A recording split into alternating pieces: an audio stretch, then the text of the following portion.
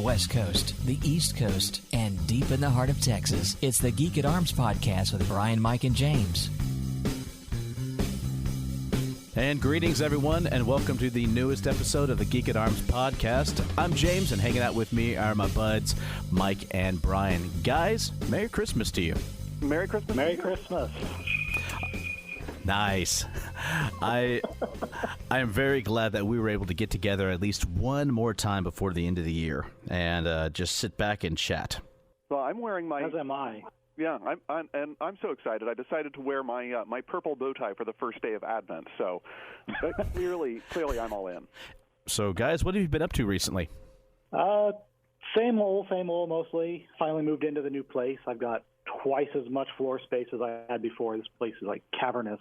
Of course, that's still smaller than your living room, but... So the important question is, do you have internet yet? I do. The guy that lived here before is still paying for it. Hey, so that's nice. Even better. What about you, Mike? What are you up to? I actually took a break in my current reading schedule. I had somebody put a book into my hands and say, you have to read this. And it was a sci-fi book. And one of the things is that anytime Sydney gives me one of her sci-fi books, she's never wrong. And this was a great experience. It was entitled Binti by Nnedi Okorafor. And what makes this book so remarkable is that it's steeped in a perspective different than 99% of the science fiction that I've ever read. And one of the things that I've always been a big proponent of is that your literature is steeped in the culture from which it arises. And even if you have science fiction and fantasy authors that are inventing new worlds and inventing new cultures and inventing new places, it always trickles down from the philosophical and cultural history from which the author comes. And Nnedi Okorafor is a Nigerian-American individual who has very much steeped the perspective of the sci-fi in which she writes from a Nigerian-centric perspective. And so what you have is a sci-fi character that arises from a place that is very different from the place from which I've arisen.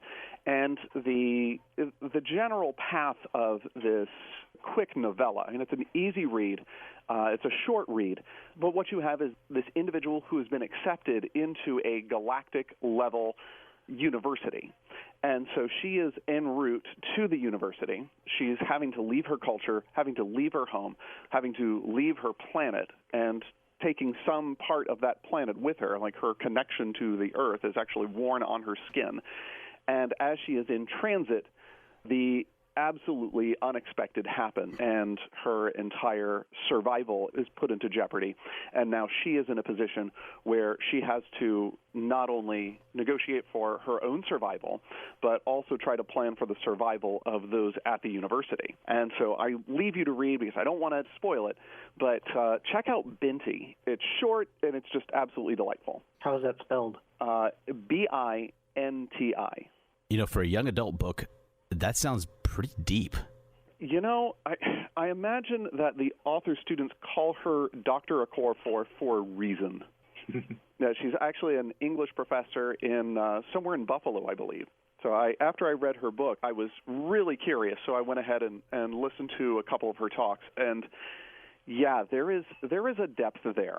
Well, that's interesting. I haven't read very much sci-fi from non-Eurocentric cultures before. Kind of unusual to find one, particularly one that's written in English.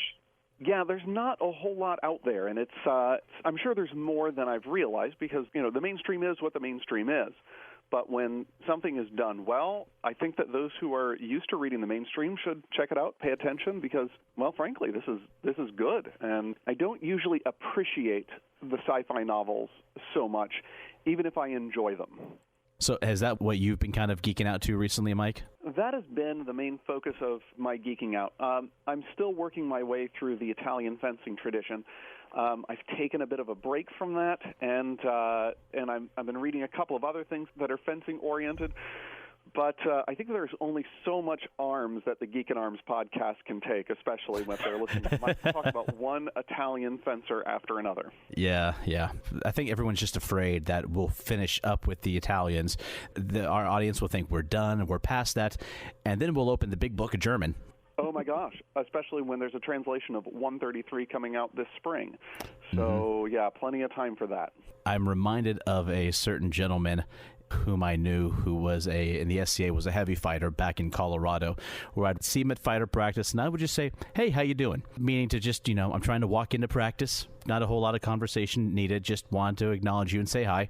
And suddenly he's there in my way and going, I'm having a lot of problem with my Talhofer right now. And then goes into a long, detailed analysis of the problems that he's having performing adequately, and while he's thinking about shifting to Lichtenauer instead. And I'm standing there, completely dumbfounded, eyes glazed over, just thinking, what just happened? My wife has these similar experiences because she'll be saying, so, Mike, how are you? And I'll say, oh, my gosh, I was just talking with Andrew, who's actually a vidcaster and who does Religion for Breakfast. And I said, I just talked to Andrew, and do you want to hear about how it turns out that my hobby intersects with his thesis? And she was like, no, I do not. No, I do not. I am so glad you're interested, let me tell you. And then the bedroom door slams and locks. No. And you're left thinking, so later then? I'm pounding on the door saying, but my fencing books are in there. He says, I know. It stays locked until you dry out. They're in the fireplace.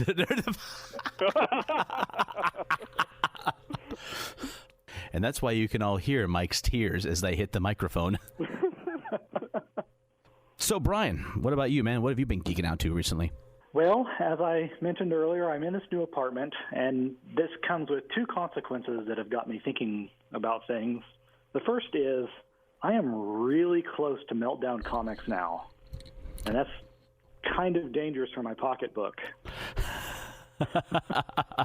Just remember, you have more room, but not that much room. Unless you can. Fortunately, comic books are pretty expensive for their volume. Yeah. So that's not so much of a problem with space, but unless you're a 4 block away. Mm-hmm. And Meltdown Comics is the store where a lot of people from Geek and Sundry like to go for their comics. Oh, that's cool. No kidding. I haven't seen any of them there yet, but I have seen broadcasts in which they are there. So. And we'll see a YouTube video of Geek and Sundry, or they're doing a videotaping, and there, behind the image collection, they will see Bryan's head peeking out over the top of the shelf like Kilroy.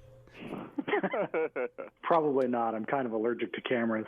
It's true, Mike. I've seen him break out in hives if someone pulls out a Nikon. But anyway, I visited there the other day and came across we haven't actually talked a whole lot about comic books on this show yet. Kind of an oversight. But anyway, I picked up just something at random. DC has started printing under their Wildstorm imprint again. And I picked up one called Michael Cray, flipped through it a little bit and saw, ooh, Green Arrow, I'll buy this. And it turns out in the Wildstorm universe, Green Arrow, at least a couple other of the Justice League, are bad guys. Really? And yeah, it's and he died at the end of this comic book. I'm like, wait, what?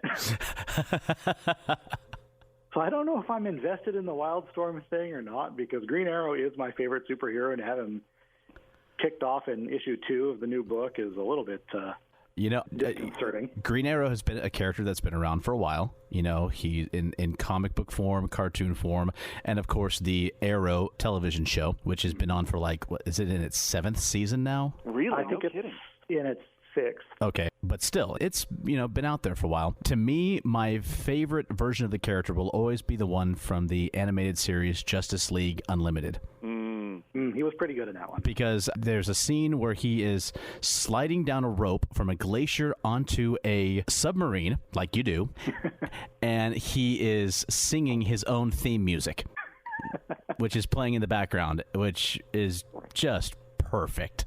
Well, I've always been a huge Green Arrow fan. My dad bought me a book. I must have been 8 or 9 years old, and this is at the point in time when Green Arrow was really not an appropriate character for an 8 or 9 year old, because that was back when he was palling around with Hal Jordan at that point, and they were addressing things like rape and homosexuality and drug use. And Dad didn't know. He just saw, a comic book with a guy that looks like Robin Hood. We'll get that from my boy. What could possibly go wrong? Yeah. But ever since then, I really enjoyed Green Arrow. Yes, he is Batman with a bow, but he's still my favorite. You say that like there's something to apologize for. Yeah, exactly. Remember who you're talking to. Well, Batman with a bow in kind of the bad ways. He had an arrow car and the aeroplane. And it was not good for a while. Didn't he have like the arrow lair or something, the arrow cave too? The Arrow Cave, right? Yeah, there was one comic I remember. It was, I forget what variation of the DC universe it was, but he had Harley Quinn in hiding with him, and she's like, "What do you mean? You have an arrow car? You have like an aeroplane and the Arrow Cave? That's just stupid. You're just copying Batman. You should call it the Quiver." And Green Arrow's like, "Okay, that's better." It's like that. Yeah. Okay, yeah, that's actually good. I think that scene was when Kevin Smith was writing for the book. Oh, I believe it. That was a really good series. Actually, the title of that series was called Quiver. Oh, okay, cool. He did a really nice job with it. I've always liked Green Arrow's the champion of the underdog. Batman just beats up bad guys because he's got angst. Green Arrow really cares about all of the people on the street. The working man class. Yeah, and which is interesting because he is a billionaire, but he walked away from all of that to protect the people who really needed protecting. And that's always said something to me.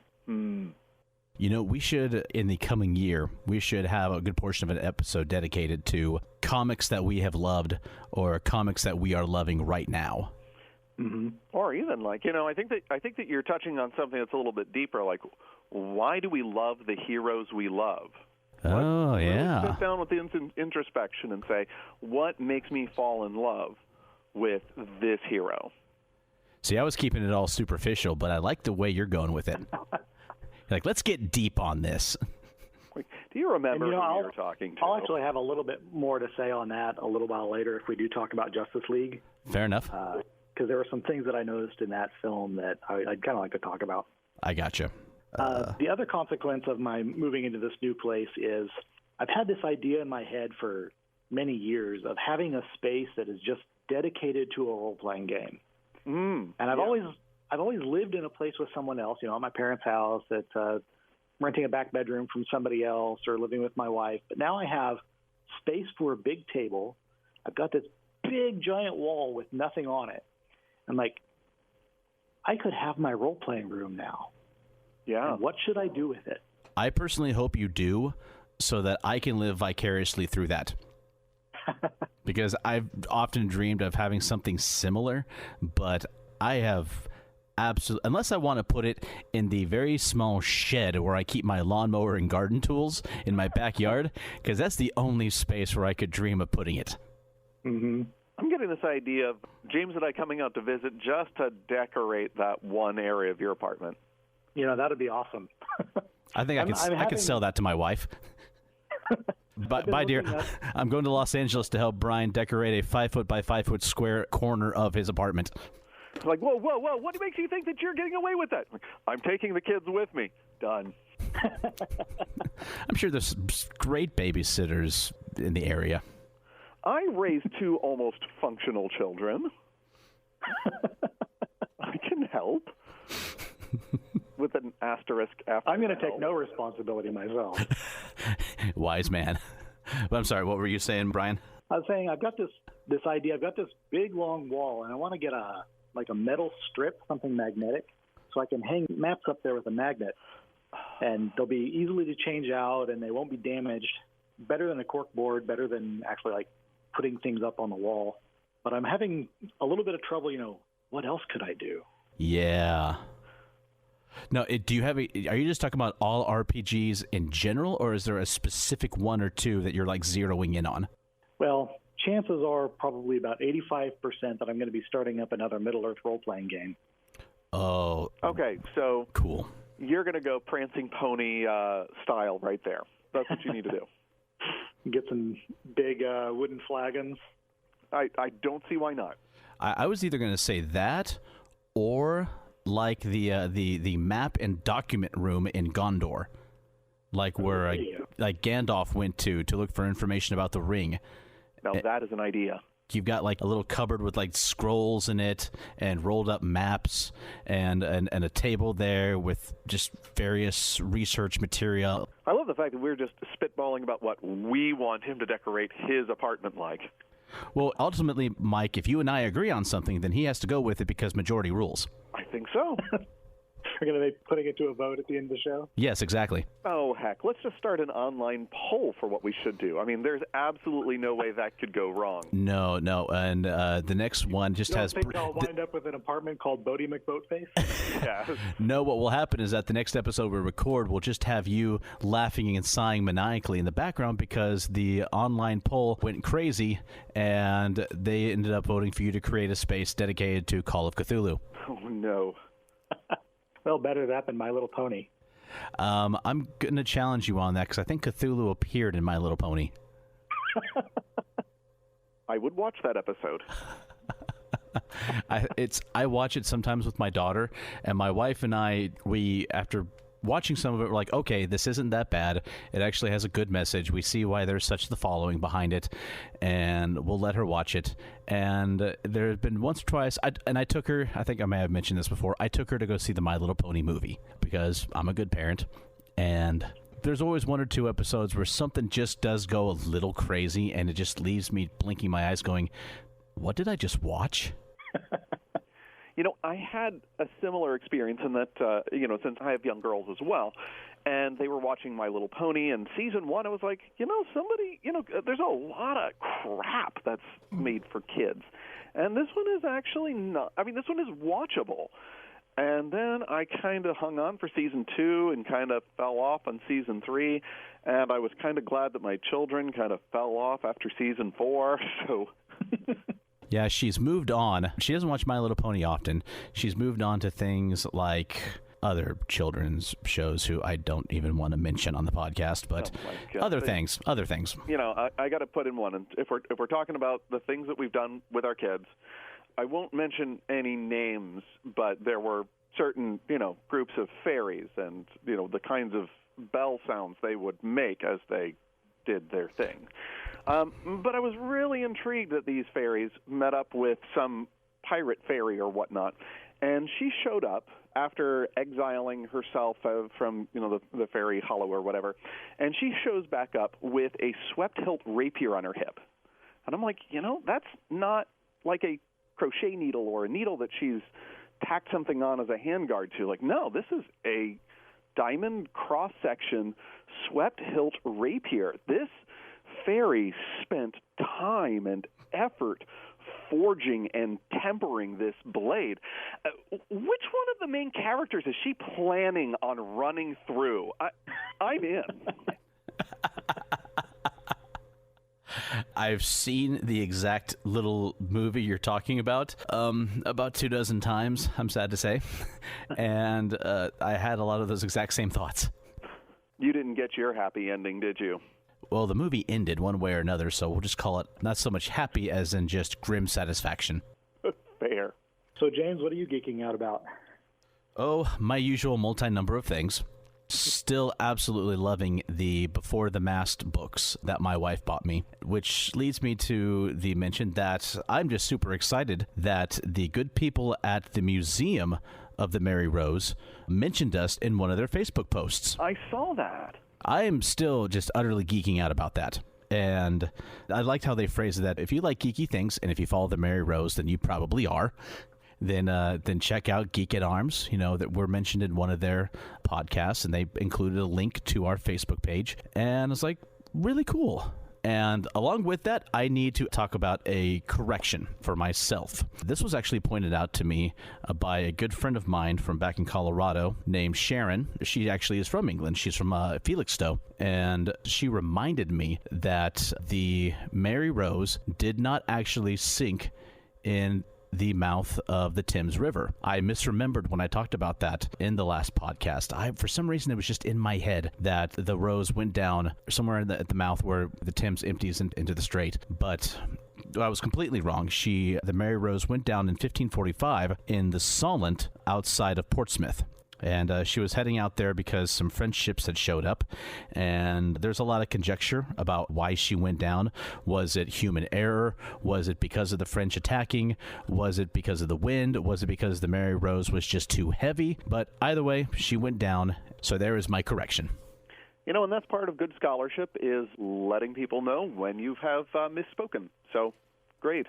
And I want to thank the wonderful people at the Mary Rose Museum for not blatantly pointing out, don't listen to this fool who obviously doesn't know what he's talking about. Very kind of them. But other than just continuing to absorb this book, and I'm doing it slowly because there is just so much information to take in, it's going to be one that is brought up occasionally over the next several podcasts. You know, as I learn something new or interesting in it, I'm just going to just pop it in here and there because it is such a great book. It's not for everybody. I like it because, you know, once again, the history buff that I am, and the fact that I've been to the museum, and it's part of a time period that I am very interested in. But other than that, I've got a couple of books that I have been reading. One of them is another retelling of the whole Robin Hood mythos, but this time doing a good job of focusing on what's been happening politically in the time period, especially the angst, or not the angst, but the simmering resentment that there is between Saxon and Norman in England. And that book is called Locksley by John Bainbridge. And with Thanksgiving not too long ago and Black Friday, I took advantage of some of the Black Friday deals for Amazon book downloads. And for cheap, I picked up the one of the new Star Wars books, Star Wars Aftermath by Chuck Wendig, and already tore through that book. And I picked up a new one that I have not even had a chance to really look at yet, but I really liked the premise of it. It's called Theft of Swords by Michael J. Sullivan. And the idea is that in this book, there's no hero, there's no young warrior with a destiny. It's two guys, one is a thief and another one is his mercenary buddy, and they get framed for killing the king. Ooh. So we don't have any good guys, but we do have protagonists that we feel sympathetic towards because they're set up. Are they perfect? Not by any means. Are they innocent? No, but neither are they horrible monsters. So right. I'm going to finish up Locksley first, and then I'll get to that one, and I'll give a report on them later. Excellent. Looking forward to it. So the only other thing I've been geeking out to recently was I got a chance to go see Thor. One, it was very good. It was the most I've laughed at a Marvel movie. And not in a bad way either. It was just funny. Always fun to see Jeff Goldblum playing Jeff Goldblum with makeup on. That was his character's name, Jeff Goldblum with makeup on. Oh, no. Because pretty much that was the character. And, no, don't take that the wrong way, though. He was fantastic. He did a great job playing the, Bryan, help me out. What was his character's name? The Game Master or something? Or something like that. It seemed a little stronger than that. Grandmaster. That was it. Yeah, Grandmaster. So it was a highly enjoyable movie. I got to see it with a couple of friends. Looking forward to taking Joy to see it. Hopefully we can catch it in theaters before it heads to DVD. But I wanted to see Justice League as well, but that one just didn't happen. And honestly, between the two, I think I would have... You made the right choice. I think I was wanting to see Thor more. Because, I mean, it had Thor in it, Loki... had, I might give a couple of spoilers here, but the movie has been out for a few weeks. You know, it had Mark Ruffalo in it as the Hulk, has Cate Blanchett in it, who is just a joy in everything she's in. And I've got something more to say on that in a few minutes. But yeah, so Bryan, you talked about seeing both Thor and Justice League. Mm-hmm. Your thoughts, man? What do you think? Justice League, as expected, it was heavy and dark and brooding. There's been something that's been bothering me about the DC cinematic treatment, particularly Batman. Now, Batman's defining characteristic is the man will not touch a gun. At one point in the comic books, he did pick up a gun and shot somebody, and it was a big freaking deal. So why is it in the movies Batman's got guns everywhere? I mean, tanks and rockets, and it's like, I don't get that they're violating the character to that degree. I mean, that is frankly not Batman. I love the Dark Knight trilogy. I thought it was great, but it's really just not very true to the character. And I had similar problems with the treatment of Superman in Man of Steel, where, I mean, okay, yeah, he gets burned, all his clothes burned off in the oil rig fire, and the first thing he does is he goes and he steals clothing from poor people. Well, no, I can see Superman breaking into the Goodwill and grabbing that clothing, but I don't think he would take it off of the clothesline from people who clearly don't have enough stuff. Unless he was going to, pin a 50 to the clothesline. Right, and I doubt that he had a 50 since he had just been burned to death. No, he knocked off a liquor store to get it. Right. And he had this temper tantrum that he threw, and he wrecked the trucker. Like, yeah, the trucker was a jerk, but that truck probably belonged to his employer, And the treatment of these characters, they're not we look at these heroes, these comic book characters that we like, and there's reasons that we look up to them. And Superman we look up to, his goodness, his morality is not because he's a Kryptonian. It's because he was raised by Jonathan Kent in Kansas. And so those things are integral part of the character that he had, prior to becoming Superman. They're not a result of his being Superman. They are what make him Superman. And Batman's phobia about guns, it's what makes him who he is. It's the reason that he has all the gadgets. It's the reason that he studies to be the best at everything, best in the world at everything, according to the lore, although I don't know how that could possibly be true.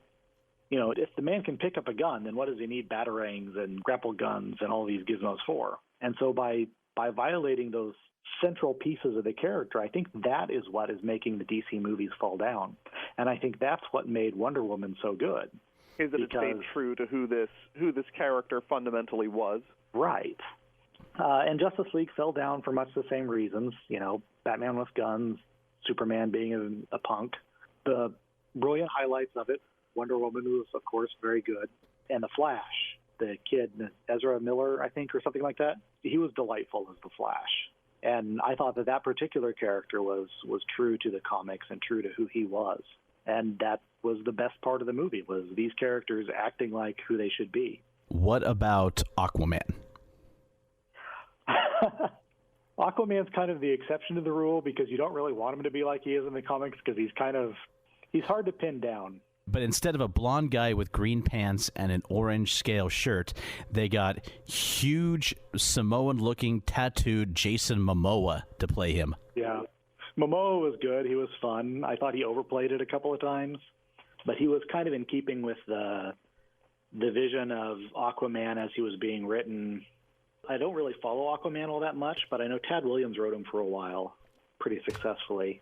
And when they relaunched the New 52, they poked a little fun at him in the first couple of issues, but they were kind of taking him a little bit more seriously. He had some gravitas to him, and I think that Momoa delivered on that more than the classic Super Friends Aquaman that nobody would have really take seriously. Coming in to the meeting, riding on the back of a pair of flying fish. Right. That Aquaman. Yeah. I was actually a little disappointed that we didn't get to see a little bit more of Atlantis. And the character Mira, who eventually, I don't know which continuity they were following exactly, but in some stories, Mira is his wife. In this one, they appeared to not really know each other. But she's a really cool character that I would like to have seen more of. And maybe we will in the Aquaman movie that's supposed to be, I think, next year or the year after. I hope that we see one. I think they could do some great things with it. I hope that we see another Wonder Woman movie. Mm-hmm. I think that's a given. I mean, with as well as they treated that movie the first time around, I would go see the sequel. As long as, it has Gal Gadot as Wonder Woman and Patty Jenkins back in the director's chair. Yes. Let's keep those two together, and I think we'll have another fantastic movie. And hopefully the people who do Justice League, do Batman movies, do Superman movies will take a cue, and we'll get a Justice League movie that is less... Let's call it for what it was. It was Wonder Woman and her mediocre entourage. And the Flash. And the Flash. Well, I mean, I think that we're hitting on something that is really kind of part of our culture. I mean, we have these forms of media that are that are raising questions to some of the fundamental character components of what a hero is. We're seeking after, as a culture, darker images for our heroes and more brooding characters. And I haven't seen this film, so I can't raise this as a criticism, but I can ask Bryan the question. Do you think it's the director is trying to find something that they think the culture will find more interesting in terms of a flawed character, or do you think that this is just a lack of familiarity with the roots of these characters? It's an interesting question. I don't think that you can say it's a lack of familiarity because they are executive produced by Jeff Johns, who is a fantastic comic book author. I think they are trying to reflect a little bit of the postmodern attitude we have toward heroes. But I think that there's ways to do that that are more true to who the characters are, rather than, I'm okay with Batman being brooding. Batman has always been brooding. That fits perfectly with him.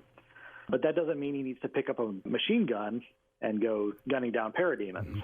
I can see the conflict in Superman. I could see, hey, I am the most powerful person in the world, possibly in the galaxy, and I'm living among people who are made out of paper, and what kind of psychological damage does it do when you have to be so very careful tiptoeing through the world? But that doesn't mean he needs to be churlish. And I think the director's cut, I didn't see the theatrical cut of Batman versus Superman, but at least the director's cut, I thought that the treatment of Superman was a little bit better, where he was wrestling with the problem of, I can do so much, but if I do, I'm taking choice away from people. What are the consequences of me exercising my power? And they did touch on that, and I thought it was really nice. So many people hated that movie, and so maybe I came into it with my expectations lowered enough that I was able to appreciate it for what it was. And, and I think there's also the criticisms that where, in Man of Steel, the entire city of Metropolis was pretty much leveled, and we spent an awful lot of time knocking down buildings and shooting I-beams and massive fighting. But got to remember they're being directed by Zack Snyder, and if you look at his previous work, that's to be expected. They're highly stylized. They're disastrous movies. I think one thing that the DC movies are suffering from is that there are so many different variations of characters in the DC universe. There have been so many different parallel universes, multi-worlds, and divergent timelines. And it's not just the dichotomy of the superhero and the secret identity. There's the superhero version A, superhero version B, superhero C, D, and so on and so forth. And because they have such a gigantic pot from which to pull from, I feel like, and I've seen this in both the Superman, the Man of Steel, and in the Batman versus Superman, I feel like that these movies are being done by committee, and each member of the committee is looking at a different series, a different run of comics, saying, oh, we should use this element. Oh, we should also use this. Oh, hey, this was really cool, too. When Batman wasn't Bruce Wayne, Batman was Bruce Wayne's dad and used guns, and these are just being thrown into a melting pot of a movie. Or a blender. Yeah, a blender. And they're taking not just what they think is cool, but also I think they're trying to predict what we want to see. And they're missing that. Okay. Yeah, I feel like the quality control is not quite there. It's interesting that you say that, because I think that it's an apt metaphor of when we have people that try to put mythology on the big screen.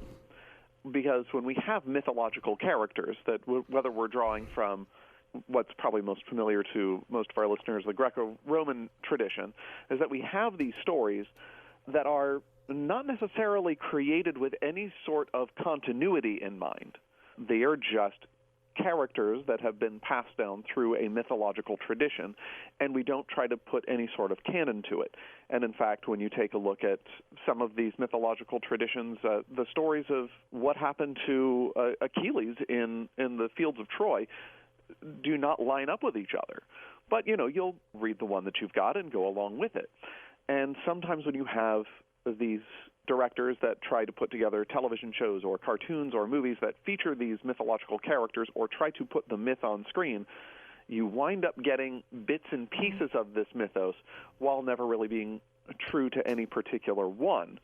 And I wonder if that's what's kind of happening in our pulp culture as well, because we have what isn't a cohesive storyline. We don't have obviously we don't have a history, even if you establish a canon that's usually artificially imposed after the fact.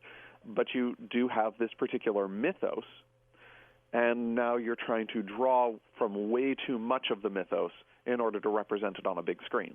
It makes me wonder, though, why DC has such a hard time, for the most part. Like we've said, Wonder Woman was delightful. Why they have a hard time understanding that, and why, for the most part, Marvel gets it. Who's in charge of the cinematic universe at Marvel? I mean, who's the guiding force behind that? Well, right now it's a mouse. Oh my gosh, I'm just imagining the somebody from DC in a hostile takeover cutting down whoever is the head at Marvel, and then the chair spinning around, and you see the mouse in red pants saying, "You think you've taken down? You think you've taken him down? You have only made me stronger." Okay, the current guy who's in charge of Marvel Pictures, Marvel Studios, it's Kevin Feige. I don't know how to pronounce his last name. Do you know who I'm talking about? Yeah, Okay. He was the director of Iron Man, I believe, right? Yeah, president of Marvel Studios and American Film Producers. See, there's the difference, because the person in charge of the Marvel movie franchise is a filmmaker. Yeah. The person in charge of the DC filmic universe is a comic book author, Jeff Johns. Yeah, I'm looking at his at Kevin's. Okay, it goes back to he was associate producer of Blade in 1998.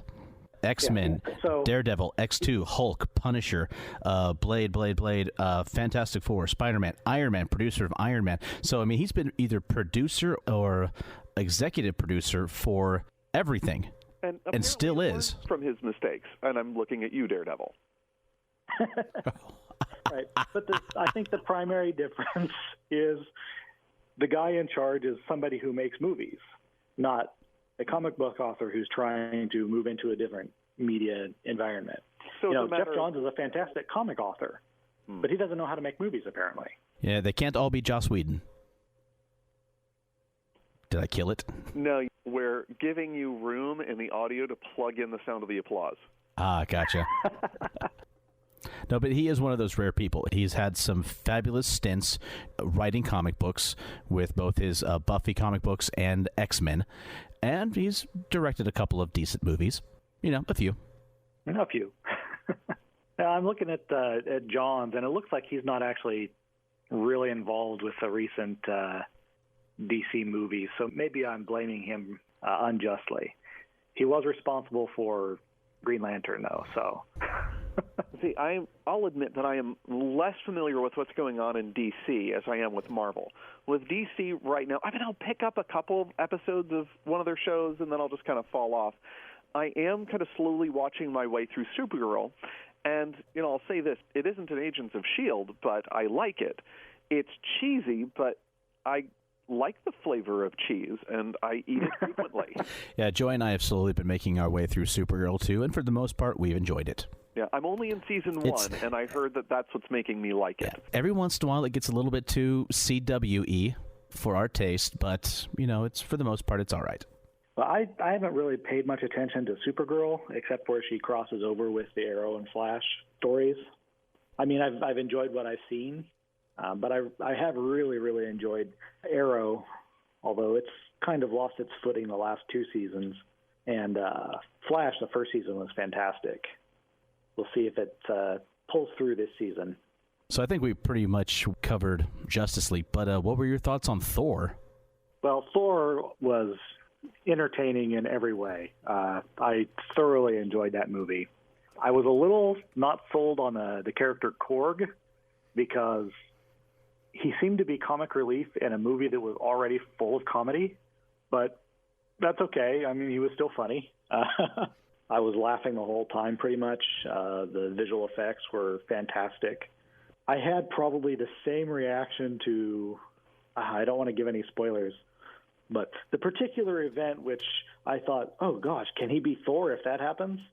You know what I'm talking about? Yes. So I had pretty much the same reaction as Thor himself did. And by the end of the movie, I'm like, wow, that was a good thing to have happened in retrospect.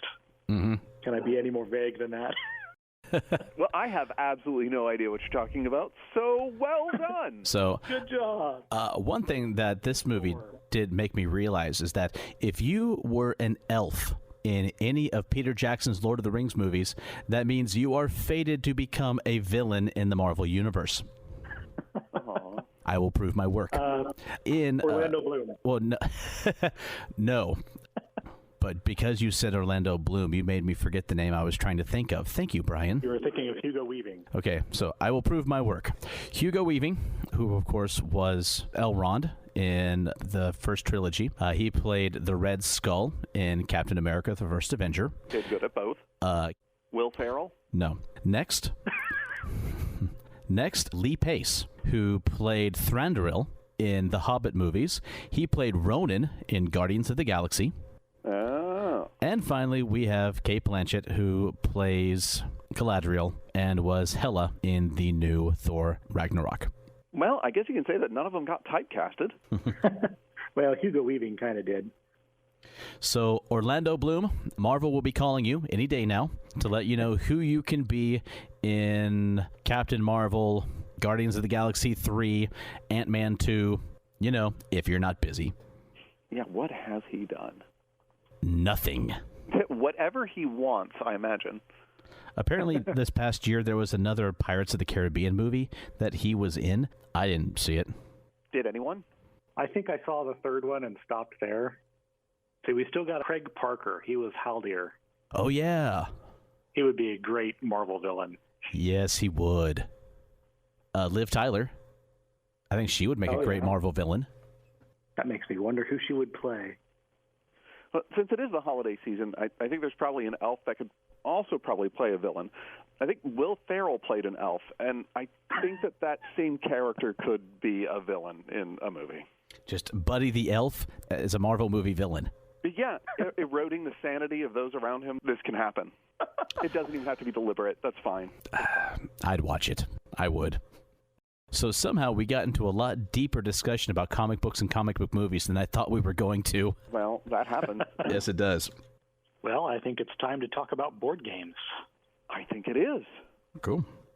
Now, we talked about RPGs for first-timers, both what we would recommend for GMs and what game systems we would recommend for first-time players. And so I think we were wanting to talk about what board games we would recommend for players who their only real exposure to it has been games like Monopoly and Parcheesi. Yeah, what do we use to introduce, I guess we could say our game-curious or gamer-curious friends? Because, a lot of people have maybe heard of Catan, maybe even played Catan and used that as their gateway drug. But, yeah, I have a lot of friends that get introduced to the great wide world of game stores because they visited in our living room. I'm willing to bet that your living room is, I'm sure you have like a shelf or, I don't know, a shrine maybe of board games, and that could probably serve as a game store. Light some incense for Carcassonne. It's funny because when we have people come into our house, you just about called it. We have these very basic pine shelves, and there's just games loaded up on these shelves in the corner. And we'll have people come over and say, "That's a lot of games." I've not heard of these games. Sometimes it's a matter of, well, what do you want to play? Or do you want to play? And what are you into is usually the kind of question that I ask. And when they tell me what they like doing in a game, then we can usually find something that's their style. I'll say something to the effect of, well, have you ever played Risk? And they'll say sometimes, oh, yeah. And sometimes they'll say, oh, yeah. I'm like, okay, well, what didn't you like about Risk? It's like, well, it's that I'll get my butt kicked in the first 30 minutes, and then I'll watch my other two friends slog it out for the next 6 hours. And that doesn't tell me that they don't like the combat. They just don't like the eliminative factor and that it can go on forever. So I'm like, well, why don't we try Small World? because that is neither limitative and it has a timeline. If you find yourself getting your butt kicked, okay, let's put your kingdom into decline and let's pull out another race. And if worse comes to worse, it's only going to last 45 minutes. Right. Well, in my experience, most of my introducing people to board gaming has been my parents at Christmas time and a couple other people their age. And they have see if I can describe my parents without insulting them. My mom doesn't have a lot of patience for learning complex rules. So things like Ticket to Ride, she enjoys that game. Dominion was like on the edge of, okay, this is too complex for me to really pay attention to, because she wants to sit around the table and gab with people, and the game is secondary to that. My dad's a little bit more competitive and a little bit more willing to, hey, let's figure out how this game works and what to do with it. And so he's enjoyed, again, Ticket to Ride. He seemed to like King of Tokyo. Oh, yes. And so trying to find the games that are interesting to me and yet still straightforward enough that they'll be engaged in it and entertained by it has been the balancing act that I found myself making. Have you considered bringing Suro to your parents? I have not tried Suro. I haven't even heard of that one. Oh, my gosh. This is a wonderful I have seen it on the shelf for years and years, but never tried it. Oh, man. Grab a couple of buddies, because it's one of those things that it appeals to me, because if I'm looking for a quick game to throw out there, and especially if I've had a long, hard, complex day, especially raising two kids, there's sometimes you don't want to fiddle with 50,000 pieces. Arkham Horror, I'm looking at you. Just real quickly, how do you spell that game? It starts with a T, doesn't it? Starts with a T. T-S-U-R-O? T-S-U-R-O. Gotcha. Oh, Tsuro, the Game of the Path. Yeah, and really all it is, you pick out a piece, you put it on one of the marks at the edge of the board, you have 3 tiles, you lay down a tile, and you follow that path. It's as simple as that, except all the paths on these tiles wind up going in all these various directions. And once you lay it down, you have to follow it, even as it intersects paths that other people lay down.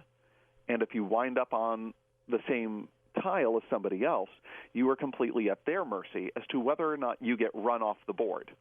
Kind of like life, because you have to suffer for other people's choices. It also kind of reminds me, it's a different game style, of course, but just the look of the board reminds me of Carcassonne.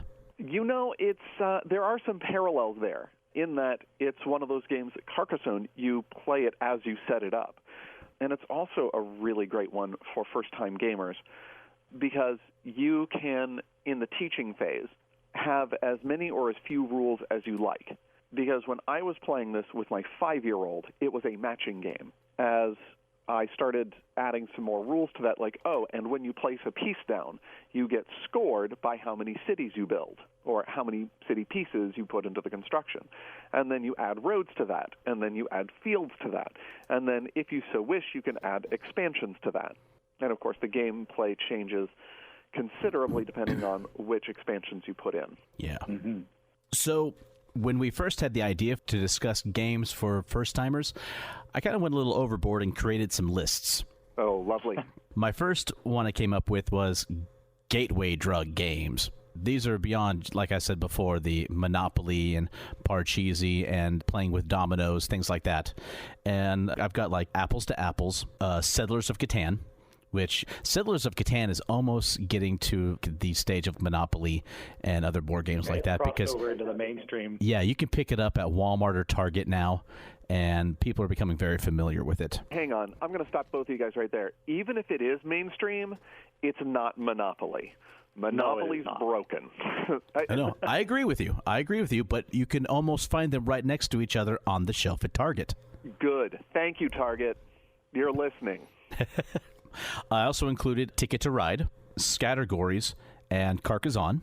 You know, these are ones just to kind of get people in, showing that there's a next level of games. Beyond that, I've got Beyond Apples to Apples. These are things which are not difficult to learn, but are a bit more genre-fied, a little bit geekier, so to speak. And we've got Zombies, Kill Dr. Lucky. Yes. And there's also a Save Dr. Lucky, which is also fun. Small World, as you mentioned, Mike. A game called Code Names. And Bang, the dice game. You know what? I'll tell you. You mentioned code names, and at first I turned my nose at code names because I was a bad person. I had seen this coming up so much in mainstream circles that I was like, nope, it's a mainstream game. It's got to be dumb. And then I kind of got over being that stupid, and I gave it a try, and I'm like, this is actually really great. Mm-hmm. Just in case our listeners don't know what this game is, do you want to describe what Codenames is? Go ahead. All right. Well, if you want me to do it, all right. Codenames is where you lay a series of words out in a grid, and you have two teams. And there is one person who knows all the right words to choose for your score, because you are scored based on how many of your team's words your team chooses. And the other team, there's a red team and a blue team, and there are some other. The other team also has words. If anybody chooses those words, then the red team gets those cards. And there's an automatic death. Like if you choose this one, the game is over and you lose. So there is one person who knows all the right cards for your team to choose, and you are trying to give clues as to what those cards are, and you have to use the number of how many cards you are trying to link together with one concept, and then you give another clue. So if there's the word boat and the word sea and the word salt, you might say ship 3, and hopefully they will connect all three of those ideas, and sometimes they're a bit of a stretch. And the one thing that I like about it is it's a very high empathy game. It relies on your understanding, not just of how clever or great or smart your connections can be, but how can you lay it out so that the other people on your team will understand? And that's where the real subtlety of the game is. Yeah. My next category I have is, wait, there's card games too? And for that one, I've got the game Smash Up, which I've only had a chance to play a couple of times, but it's fun. I was doing a share-a-thon at one of the radio stations I worked for in the past, and one of our listener volunteers who came to help man the phones brought his daughter, and they brought Smash Up. And when I wasn't doing an air shift and when no one was calling in, a few of us decided to gather around a table to play it, and it was awesome. Yes. I really like Smash Up, too. My wife loves that game. I have a game called 5 Crowns, Quiddler, where you're dealt a deck of letters and you have to make words with your letters. Gloom, the game where you win by making your opponent miserable. Of course, Munchkin in all of its numerous variations. There's now a card game for Oregon Trail, which has been out for a while. And that, talk about retro revival, that kind of hits us right where we live. Of course, they styled it directly out of the old Apple computer game. Nice. And then at the end of card games, kind of the deep end, there's games like Magic the Gathering and other collectible card games, because Magic isn't the only one. There's a Star Wars collectible card game and a dozen others like it. See, I think that you've got some good categories here. There are some games that I see as teachable moments to put them into other types of games. If there are people that have only played with the Monopoly dice mechanics, there's going to be some mechanics that are going to be a bit foreign to them, such as resource management or even... Oh, I'm getting there too. Oh, excellent. I have more categories. Oh, then I retract my statement, sir. The next category is called Has a BoardGameGeek.com account. These are ones that I put Risk on here, but even though Risk is quite mainstream, this is one that you've got to be a certain geek to play it, and you've got to have a good amount of time on your hands. There is a contract in our Battlestar Galactica box. After someone in the house, we're not going to say who, said, no, it's not too late to start. And after the game ended at 2 a.m., a contract went in saying, we will not begin this game after 6 o'clock. I think we could probably add the Battlestar Galactica game onto this list as well. I also put the game 7 Wonders, Dominion, Puerto Rico, Pillars of Earth, based on the novel, the Red Dragon Inn, It's kind of like a fantasy-themed one where your adventurers have succeeded in delving and conquering the dungeon. You've killed the dragon and looted the horde, and now you're back in the pub, and let's see what happens next. And then the game Coup in the dystopian universe. My youngest child, is creepily good at that game. Now, I know there are different versions of this game, all set in the dystopian universe, but the one that seems to be getting the most press is Coup. Yeah. And that frightens me that your daughter is that good at it. She will annihilate an entire table of adults. And also a little proud. Yeah, a little bit. My next category is Risk is for beginners. And these are for the people who you don't just have a couple of hours to play a game. You have most of your day, if not week or month. Axis and allies. That's at the top of the list. 7 ages. And if you've got the better part of 2 months, the campaign for North Africa. Have you guys heard of this game? I am not familiar with that, no. Oh, I originally read about this game in an article on like IO9, and it was originally published in 1978, I believe. It takes 8 to 10 players. The map for it is 10 square feet. Jeez. And let me put it this way. If you are someone who, being in charge of the logistical side or arm of the armed forces sounds like a lot of fun to you, this game is for you. You have your allied side and your access side. It's 10 players, and it's recommended that you have 5 people per side. On one side, you have your commander-in-chief, your logistics commander, your rear area commander, your air commander, and your frontline commander. And each person is in charge of resource allocation, of maintaining that. There are log books which have to be carefully maintained and annotated throughout the entire gameplay. The total time listed to play one solid game is 1,200 hours. I think that game is for somebody a bit more dedicated than me. Yeah. Mm-hmm. But it was fascinating that such a thing exists and that there are people out there who love it and are playing it. Well, I mean, I really don't have any room to talk in terms of how much time it takes to play it. I mean, I've been involved in the same role-playing campaign for the last several years. So, I mean, you break it up over days, and I imagine if you have the space to dedicate to it, then awesome. But this is a game where one of your frontline commanders says, all right, I'm going to move my 3rd and 4th artillery and my 5th regiment up to this line and attack the enemy. And then your logistics commander says, no, I'm sorry, you can't. You forgot to allocate resources from the supply dump. Your convoy, which you were supposed to do through the Navy, was never properly sent through, and so you don't have enough ammo or gasoline to make that move. Oy vey. But wait, when was I supposed to have done that? Let me check my logs. Let's see, 20 hours ago. Yeah, you go glaze-eyed just thinking about it. Right. But then again, that's for a different class of player. Everyone has games that they love, different types that they love, and this is just for a different breed. And props to them for it. Yes. The last... I'm reading something about this, and I'm just going to quote this website that I'm reading. If pasta points aren't properly managed, Italian troops may desert, reflecting the inability to feed hungry soldiers in the field because they cannot boil their pasta. Yeah, he's not joking. I know. That's legit. But away from that, something that is not as detail-oriented, but still detail-oriented, the last category I have is tabletop strategy game guys.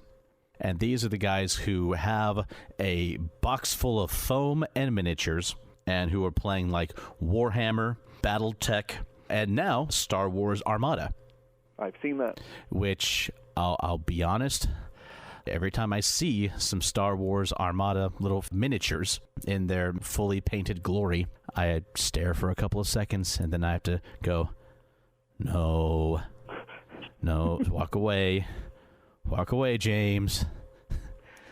I'm just imagining your wife approaching you as you are buried in ships. Well, and you say, okay, things got a little out of hand. There is You don't know the power of the dark side. Okay, there is a little comic I found a couple of years ago when it was either Star Wars Armada or one of its versions came out, and it shows this dad and he's with his son, and they've just got the basic set, which is a couple of X-Wings and TIE Fighters. And she's like, oh, is that a new Star Wars game? He's like, yeah, this is the core set. And the wife's like, core set? That sounds like there's expansions. And the dad's like, oh, no, it's totally casual. And then the next scene is the dad is in an X-Wing pilot outfit. The son is in a TIE Fighter pilot outfit. There's X-Wings, Y-Wings, TIE Fighters, TIE Interceptors, Star Destroyers, Mon Calamari Cruisers. The Death Star is on top of the couch. And all of these other various types of ships.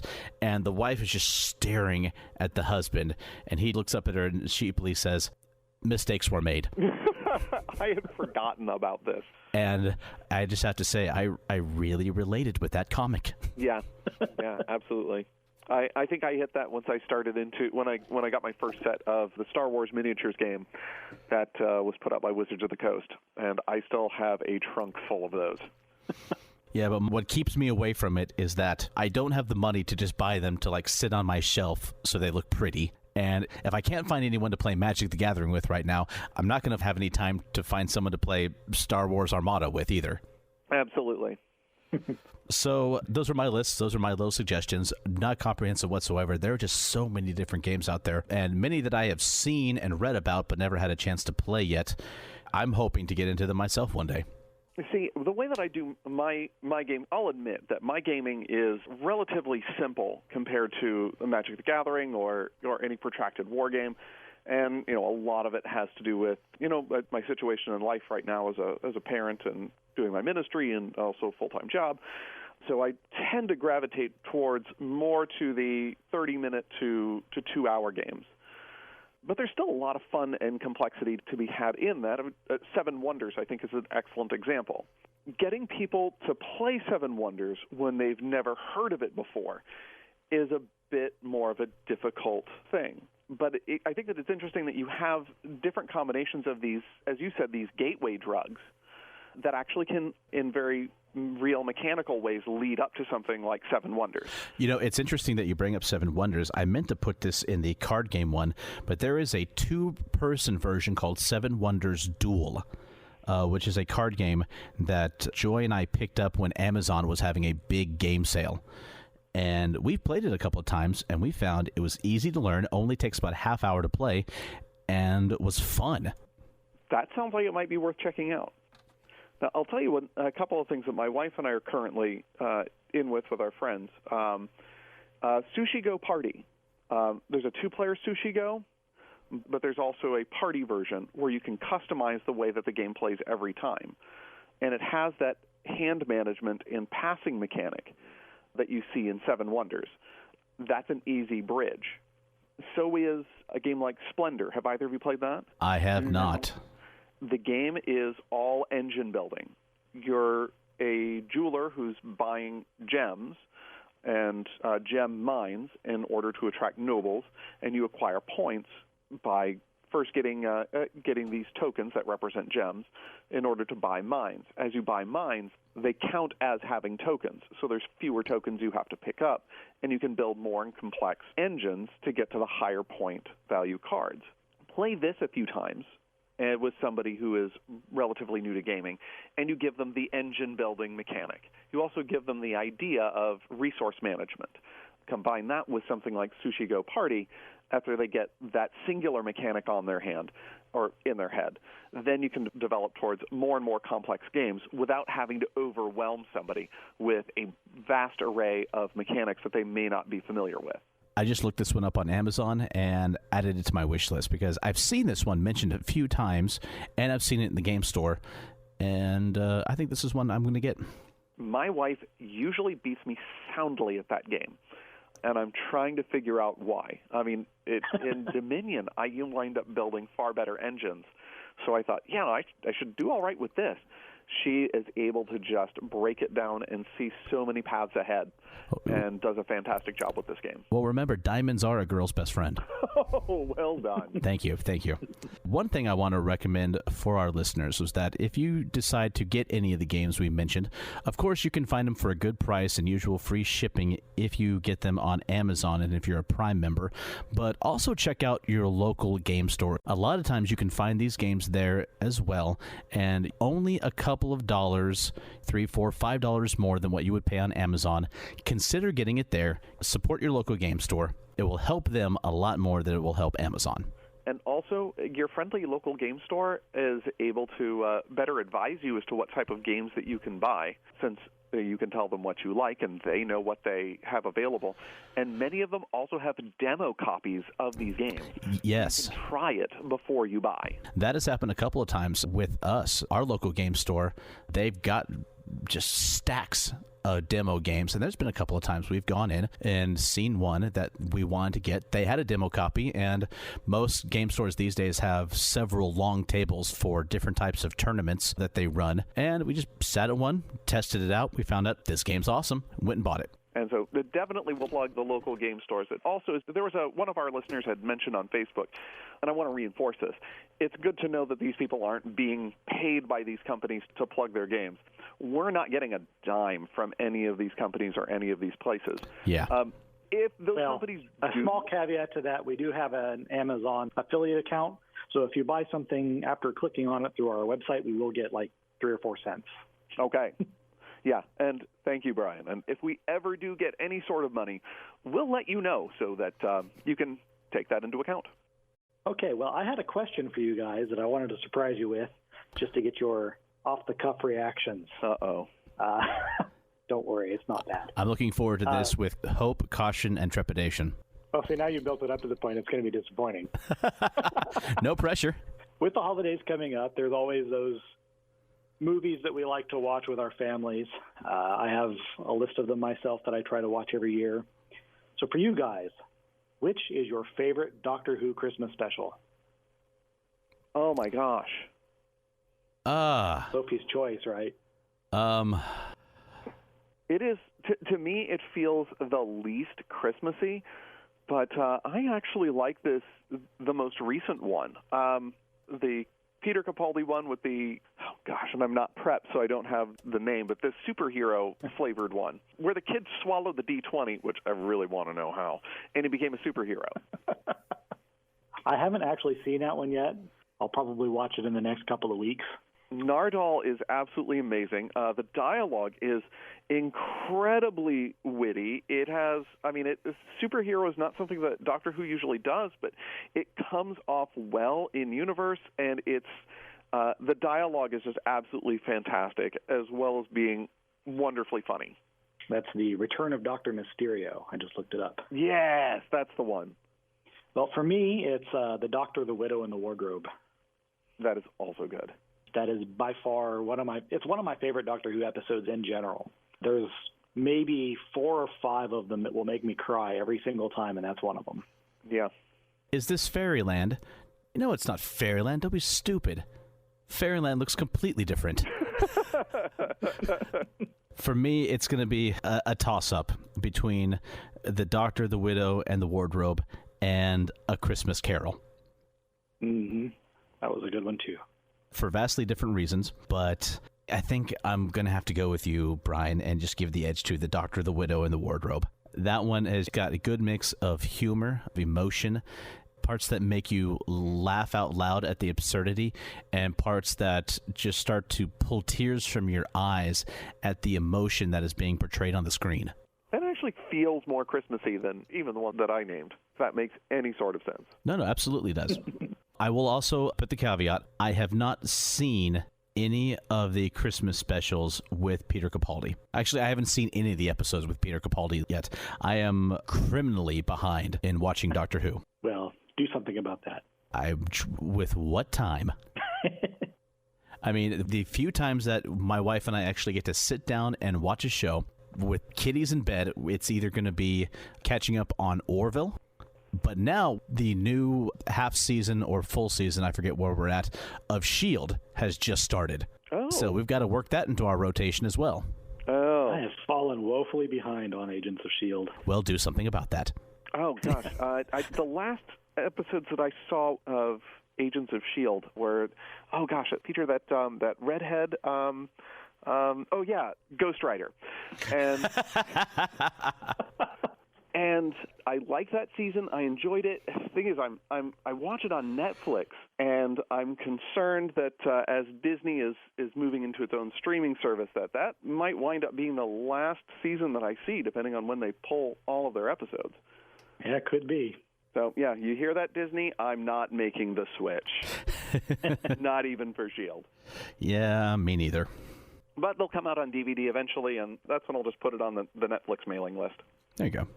So I'm going to admit, Bryan, you surprised me. I thought I had in my head where you were going with that question, but then you just completely pulled the rug out from underneath me. Like, which Doctor Who Christmas special is your favorite? I was all ready to say, I thought you were going to say, what's your favorite holiday movie to watch with your family? I was all ready to say White Christmas, and you're like, Doctor Who Christmas special. I'm like, dude, you totally caught me flat-footed. See, I thought that you were going to ask something to the effect of, like, how is it that we best celebrate the holy mystery and profound paradox that is central to our faith of the divine becoming incarnate, and how do we represent that, to our three? You did not. Faith in me, Mike. You did not think that. But I wanted it. I'm calling shenanigans on that one.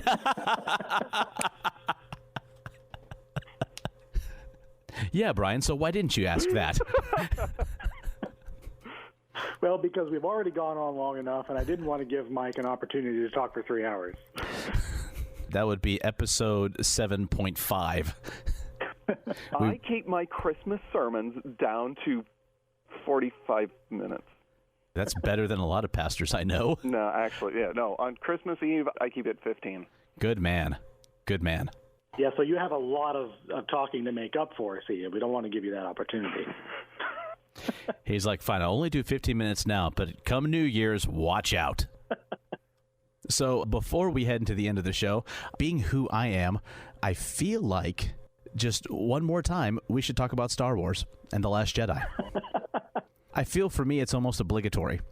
But then again, if people who really know me, like the two of you, you realize that's just normal. See, this is the thing, is that I've avoided so much of what's going on. I want to be surprised with what's on the screen. So I've seen the latest theatrical trailer, but I've not even seen the TV spot. I've seen one TV spot, and it was one of those rare moments that we had the TV on, and we don't have cable, but we have, like, gone are the bunny ear antennas. We have, like, one of those flat digital antennas that you stick on the wall or the window. And we had that mostly because last year we wanted to watch the Olympics, and that was the best way to do it. And we were watching something on the TV. We might have even been watching, like, the Weather Channel, just getting it, and maybe watching something on PBS, and a Star Wars TV spot came on. And half of it had been stuff I had never seen before. And was it a ray of hope? I did see Chewbacca being abusive to a small, furry, penguin-y looking animal. Now, did you ever see that episode of How I Met Your Mother when they're trying not to find out what the score of the Super Bowl was? I have not seen a full episode of How I Met Your Mother. They've got this pact. They're going to watch the Super Bowl together. It's their tradition, but none of them can be there on Super Bowl day, and so they're trying to avoid any information about who won the Super Bowl. And Ted's walking around with, I forget what he calls it, but he's got like these industrial earmuffs and glasses with just like a slit in them, and he's going to get the chicken wings, and he can't hear or see anything. Like, that's how I feel about Star Wars information. I'm just trying to keep all of it out. I'm not clicking on any links on it. I'll watch a theatrical trailer in the theater or when it comes on YouTube, but I haven't listened to any Star Wars podcasts. I want to keep my experience of it when I see it in the theater as clean as possible. So we're all on the same page there. Yeah. I very much relate with the little comic that I saw where a guy is crossing off days on a December calendar, and his wife asks him, counting down the days till Christmas? He goes, no, to Star Wars. Which, since we no longer have Lord of the Rings movies, it seems like Star Wars has moved in and taken the big December time slot. Yeah. Yep. which I'm okay with. But I do wonder, I know we're coming up episode 8. There's going to be episode 9. There is a Han Solo movie coming out. How many more are we going to get? Until they stop making money. So forever. Yeah, there's another trilogy in the works. See, now we're getting to the point that I don't know how I feel about that. Because, okay, there was a time when I just wanted any Star Wars, any at all. This was before episode 1 was released, and the only thing that we really had were the books and occasionally a video game on like the Super Nintendo or the PlayStation, and that was rare, and that was really the only Star Wars we got. Sometime a comic book from Dark Horse. And then 1991 happened. Yeah. And we realized maybe we don't actually want that. Wait, was 1991 when Zahn did his trilogy? Zahn did his trilogy, and then books just started coming out. And I was on top of every one of them. Same. Until the Crystal Star. I read the Crystal Star, and I said, You got out when not keep up with it. Yeah, you got out when the getting was good. I stayed through all of it, including the Yuuzhan Vong set of books. And that's why it's taking me so long to start reading Star Wars books again. It's like, I've been hurt before. I don't want that to happen again. But what I was saying is that there was a time when we just would have done anything for more Star Wars movies. And now we've got an abundance of them. And with more on the horizon, and I'm like, okay, well, whether I want them to happen or not, it's going to happen. We're going to have 10, 11, 12, and maybe even 13, 14, and 15. So I guess it's just a wait and see where they go with it. Well, and that's one of the things, is that I'm prepared to be behind it as long as it's good. And when it's not, then I'll quit watching. Here's my fear, because we have both Marvel and Star Wars are now under the auspices of the House of Mouse, is that in some future Marvel movie, like Guardians of the Galaxy 5, Thor 14, that you're going to have in some galactic corner on some junk world, maybe the Collector again or whatever, you're going to have someone reach down and pick something up out of the trash or out of a museum, and it's going to be this technological cylindrical device, and someone's going to go, "What's this?" And another character will say, "Do you know what that is?" "No, it's a relic from a more civilized age." It sounds better than Deadpool showing up at the Jedi Academy. You had to say that, didn't you? You had to say it. They're listening, and now that could have been what happened to the Jedi Academy. This is why they fell. Between episodes 6 and 7. Oh, now I don't feel so good about saying that. But you understand my fear. My fear is that in some way, in some form, they're going to make a connection between the two. And I'm like, just don't. Please don't. I hate to break it to you, but I guarantee there's a TARDIS in every single sci-fi movie ever, so they're connected. Well, there's R2-D2s in most science fiction movies, too. And a Millennium Falcon in most science fiction movies. There's an R2-D2 in the pre-show for the one of the space shuttle exhibits. Awesome. My friend Blocky put it there. Nice. Yep, little R2 head in the International Space Station. Oh, my gosh. I'm sorry, but that feels very appropriate. That does. Yeah. Well, guys, was there anything else we wanted to chat about? I think that covers the list. I think so, and then some. Well, I guess that will take us to the zombie apocalypse plan of the week. Mike, what have you got for us? Oh, actually, this one is, I decided to go low budget again this time, and we've actually done some pretty extensive, actually double-blind tests here, and with some phenomenal results. A beekeeper suit, actually, great, low budget, and in our tests, we found that you cannot bite through 2 layers of canvas. The tests were actually pretty rigorous. We had, as I said, double blind. The experimental group got the beekeeper suit, and the control group, well, we told them that they were wearing a beekeeper suit, but in fact we gave them a sugar pill. Swallow this. It will protect me from the zombies? Absolutely. We had some bleeders. Not for long, I bet. Okay, I know nothing about beekeeper suits. Are they really double-layer canvas cloth? That's what I'm told. Okay. I've never worn one. See, I know that actually the human jaw is actually incredibly strong. And the reason that we don't use our full strength to bite down is because we're consciously checking ourselves. But is it strong enough to bite through several layers of clothing? There's only one way to find out. Bryan, how thick is your jacket? I am not going to get involved in that. But could the people in these zombie movies have been saved if they just went out wearing double denim? Motorcycle jacket. Yeah, that's something that's never addressed. I mean, I guess if it did work, it wouldn't make for a very thrilling zombie movie. The zombie apocalypse was staved off by a trip to the Harley-Davidson quality clothing store. Why is everybody in this movie wearing mittens?